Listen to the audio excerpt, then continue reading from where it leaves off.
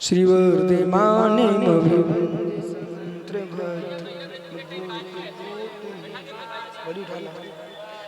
शास्त्रावतार रचित गोचरा विमासितं कृतिललं क्रियते मयास्य तन्नमुस्थानमर्यणं मज्जनसुसारं पंच परमेष्टि भगवान की परम पूज्य चरण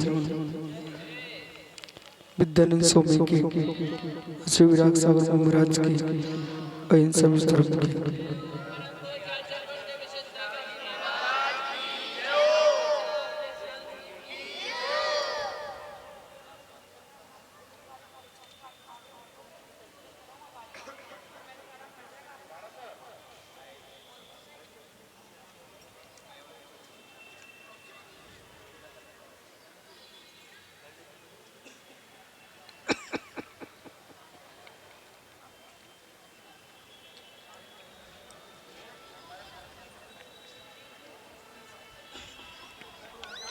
यहाँ पर जो है आचार्य प्रवर भगवत विद्यानंद स्वामी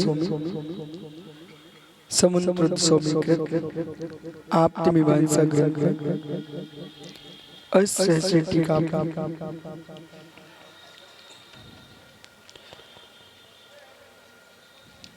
शांख मीमांसा आदि दर्शनों पर विशेष बात कर रहे हैं।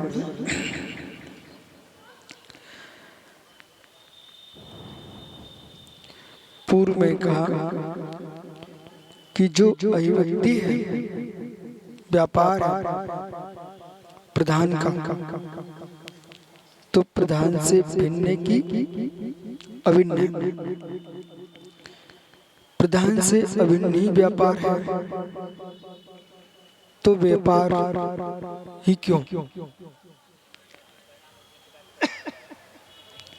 और जितने प्रकार का व्यापार होगा उतने प्रकार का प्रधान हो जाएगा और उतने प्रकार का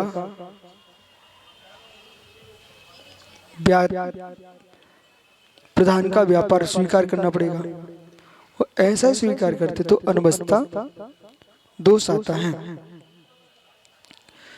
ततस्तद अभिन्नस्तावत् प्रधानम विद्येत, यदि अभिन्न है तो उससे प्रधान में तेवा प्रधान एक रूप से प्रतिपत्तिरन, यहाँ तक हो चुका है। इति इस प्रकार से प्रधानश उपकार का नाम, जो प्रधान का उपकार है अनवस्था अवस्थाना संभात अनवस्था, यदि प्रधान का उपकार है, प्रधान के अंदर उपकार उपकारी भाव मानते हो तो सर्व प्रधान के उपकार है, जो प्रधान के द्वारा ही किए गए हैं तो सही प्रधान के उपकार हो जाएंगे। जो जो जगत में दिख रहा है सब क्या होगा? प्रधान का उपकार होगा। जब प्रधान का ही उपकार हो गया, अब थोड़ा आगे बढ़ो, प्रधान का ही उपकार हो गया तो जगत में जो लोग कुछ करते दिख रहे हैं ये सब व्यर्थ हो जाएगा। उपकार उपकारी भाव प्रधान का ही बनता है, तो फिर लोक में जो कुछ भी क्रिया हो रही है, चाहे वो अर्थभूत हो, धर्मभूत हो, मोक्षभूत हो, कामभूत हो, चारों पुरुषार्थ किसके हो जाएंगे? प्रधान के। तो प्रधान के उपकार में चला जाएगा सारा विषय। तो जो करता, जो आप यूं कह रहे हो कसाई हिंसा कर रहा है, चोरी चोरी कर रहा है, व्यभिचारी व्यभिचार कर रहा है, परिग्रह संचय कर रहा है, तो ये सब प्रधान के कृत उपकार हो जाएगा। जब प्रधान कृत उपकार हो जाएगा फिर ये कर्म की जो व्याख्या है वो भी प्रधान को ही चिपकेंगे कर्म। और जब प्रधान को सब कुछ हो जाएगा, एक और आपकी दृष्टि है जो कुछ होता सो ईश्वर कर रहा है। जब पुरुष प्रधान ही सब कर्ता बन गया तो पुरुष का कर्तव्य समाप्त हो गया, पुरुष का कर्तव्य समाप्त हो गया। ऐसा तो शास्त्रवादी भी नहीं मानता, ऐसा तो शास्त्रवादी नहीं मानता। बोले मतलब शास्त्रवादी यूं कहता है यदि हम प्रधान और पुरुष, तो प्रधान कौन है? प्रकृति। और पुरुष पुरुष तुम जैन दर्शन की दृष्टि से देखते हो तो प्रधान कर्म पुरुष आत्मा अस्ति पुरुष चिदात्मा। ये प्रधान पुरुष की बात को ही समझाने के लिए कुंद कुंद स्वामी ने समय सार लिखा। ये प्रधान पुरुष की बात को कहने के अमरचंद स्वामी ने पुरुषाशुद्धूपा में श्लोक लिखा। अस्ति पुरुष चिदात्मा विवर्ता स्तवस रस गंध वर्णई। ये जो सूत्र लिखा है गुण पर्या संवेदता उत्पाद ध्रुव संयुक्तई, जो श्लोक लिखा है वो इसलिए लिखा गया है कि अस्ति पुरुष चिदात्मा, कोई भिन्न पुरुष जगत करता नहीं है, जो आत्मा है वही पुरुष है। अब देखो संभल के सुनना, अब आप ऐसा बोल सकते हो जगत करता पुरुष ही है। ए महात्मा जितने बैठे शांति सुनना, कोई मिथ्यात्व में मत डूब जाना। जगत करता पुरुष ही है, जगत करता शाश्वत जी पुरुष ही है। अब जगत करता पुरुष से आप जैनों के बोल रहे हो? हाँ मैं बिल्कुल सत्य बोल रहा हूँ, जगत करता पुरुष है। बोले कैसे? जगत में है क्या? जगत में क्या? पृथ्वी का एक है, जल का एक है, वायु का एक है, अग्नि का एक है, बृहस्पति का एक है। ये स्थावर हो गए, ठीक है। तरस है, 2 इंद्रिय से लेकर 5 इंद्रिय तक के, ठीक। बद्ध है, अबद्ध है। और बद्ध बद्ध शब्द का प्रयोग किया तो सारा जगत इसमें आ चुका है। बद्ध बद्ध का प्रयोग किया तो निगोदिया से सिद्धों तक आ चुका है, ठीक। तब बद्ध बद्ध की हमने व्याख्या किए तो बद्ध बद्ध है सारा जगत। अब चलिए, बिना पुरुष के पत्ता नहीं हिलता। बिल्कुल सत्य है, बिल्कुल सत्य है, बिल्कुल सत्य है। बोले क्यों? यदि पत्थर है तो पुरुष, अग्नि है तो पुरुष, वायु का है तो पुरुष, जल का है तो पुरुष, बृहस्पति का है तो पुरुष। अस्ति पुरुष आत्मा। यदि चेतन आत्मा इनमें न हो तो जगत में कुछ भी नहीं हो रहा है। इस दृष्टि से देखेंगे अस्ति पुरुष आत्मा, तो जो कुछ जो लोक में हो रहा है एक पुरुषकृत नहीं है, नाना पुरुषकृत कार्य हो रहा है। अंतर क्या रहा है? तुम एक कोई पुरुष को देख रहे हो, ये नाना पुरुषों का कार्य चल रहा है। अस्ति पुरुष आत्मा, तो जो चैतन्य आत्मा है वो नाना पुरुषत्व भूत है। जगत में कोई भी ऐसा कार्य नहीं हो रहा जो पुरुषकृत ना हो। या तो कायक है या काय है, पर सिद्धांत से किसी की कहलाएगी? पुरुष की। अशुद्ध पुरुष है, वो संसार की रचना में लिप्त है। अशुद्ध पुरुष है, वो संसार की रचना से युक्त है। शुद्ध पुरुष है, वो संसार शून्य है।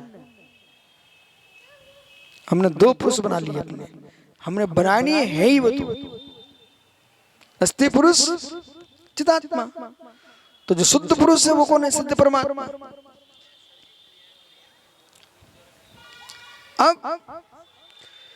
अब निसर्ग जैसे कि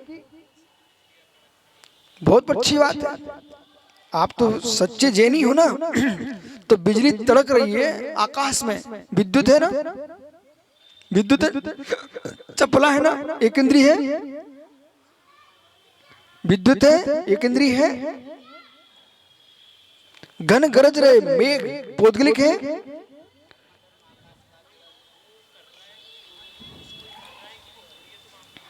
पहले समझिए, पुरुष कर्ता का कर्ता मतलब समझिए।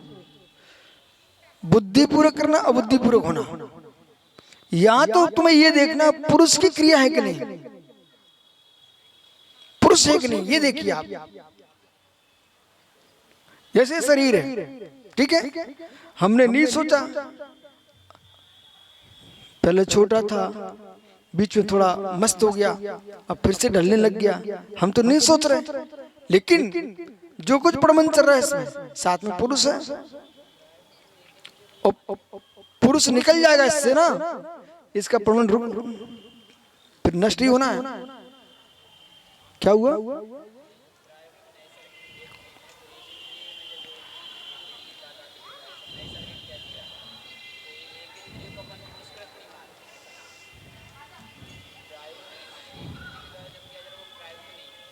अब चलो, परंतु ऐसा अभिप्राय लगाना नहीं, ऐसा अभिप्राय लगाना नहीं कि एक इंद्रिय जीवों में प्रायोगिक नहीं बनता, नैसर्गिक ही बनता है, ऐसा मत मानिए। आप सब गोमटसार, जीव कांड, कर्म कांड जैसे ग्रंथों को सुनने समझने वाले लोग हो तो वहां चलिए। जितने ज्ञानी लोग हैं उन्हें समझना चाहिए एक इंद्रिय में भी नैसर्गिक नहीं बनता, उसमें भी प्रायोग बनता है। बोले कैसा? प्रायोग का मतलब उठा पकड़ करना यही प्रायोग नहीं है, उतना ही प्रयोग नहीं है, अबुद्धि पूर्वक भी प्रायोगिक होता है। अबुद्धि पूर्वक प्रयोग कैसा? तो अबुद्धि प्रयोग ऐसा जैसे कि वृक्ष की जड़ लताएं आपस में मिल रही हैं, किसी दूसरे ने मिलाई नहीं है, तो उसे आप कर्मजन नैसर्गिक कह सकते हो, लेकिन जीव का कर्मजन नैसर्गिक प्रायोगिक है।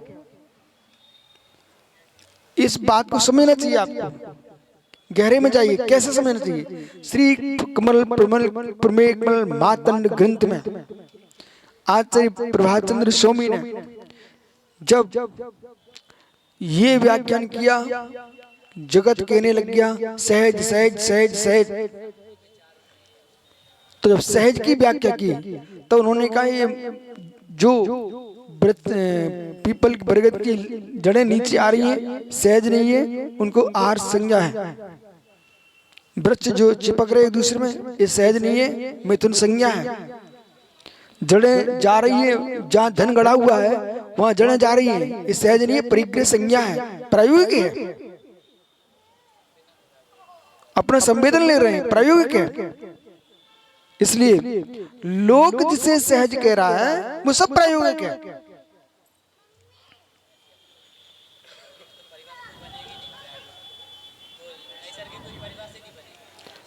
अब नैसर्गिक किसे कहते हैं? सुनिए ना, जैसे तुम कह रहे नहीं बनेगा, सम्यक दर्शन को आप प्रायोगिक नैसर्गिक मानते हो, लेकिन फिर धीरे से बोलना पड़ता है जो नैसर्गिक है वो भी अधिगमज ही है, पूर्व का अधिगमज है ना। तो इसलिए यदि आप नैसर्गिक मानना भी चाहते हो किसी बात को, तो वहां नैसर्गिक होने पर भी वो प्रायोगिक है। तो प्रत्यक्ष में नहीं दिख रहा इसलिए तुम नैसर्गिक कह रहे हो, लेकिन परोक्ष में देखो तो वो प्रायोगिक है, ऐसा समझना चाहिए। इसलिए पुरुष पुरुष पुरुष जहाँ लोक की पूर्ण व्यवस्था पुरुषकृत है, ये हमारा जैन दर्शन शादवाद से बोलता है, लेकिन जो तुम एक ईश्वर पुरुषकृत मानते हो वैसी लोक की व्यवस्था नहीं है, ये स्पष्ट कर देना चाहिए। शेष आगे विचार करेंगे। आज का उपकार उपकारी भाव का विषय आगे बढ़ा है। नमो रंता नमो शुद्धा नमो जनो सो साहुरा।